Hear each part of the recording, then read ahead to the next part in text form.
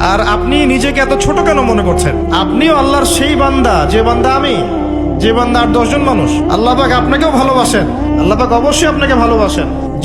জীবনের দীর্ঘ সময় পর্যন্ত আপনি আল্লাহকে ডাকেন নাই, আল্লাহ আপনাকে ফেলে দেয় নাই। আল্লাহ আপনাকে খাওয়ান, এখনো পড়ান, বাঁচিয়ে রেখেছেন, আল্লাহ নিয়ামত দিয়েছেন। আল্লাহ আপনাকে ভালো না বাসলে এমনি করেন?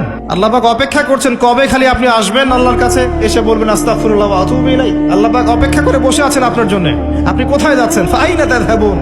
আল্লাহ পাক বলেছেন ফাআইনা তাযহাবুন, কোথায় যাচ্ছ তোমরা? কোথায় যাচ্ছেন? টাকার পিছনে, বাড়ি গাড়ি, স্ট্যাটাস, স্ত্রী সন্তান, ভোগ বিলাসের পিছনে?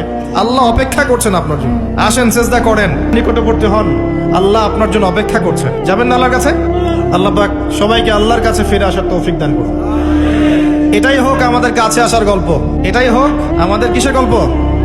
কাছে আসার গল্প। আমাদের জেনার গল্প দরকার নাই। ওদের কাছে জেনা হচ্ছে কাছে আসার গল্প, যার ব্যাপারে আল্লাহ বলেছেন লা তাকরাবু জিনা, ওর ধারের কাছেও যেও না, আর তারা ওইটাকে বলবে কাছে আসার গল্প। ইন্না লিল্লাহি ওয়া ইন্না ইলাইহি রাজিউন। আল্লাহ পাক আমাদের যুবক যুবতীদেরকে হেদায়েত দান করুন।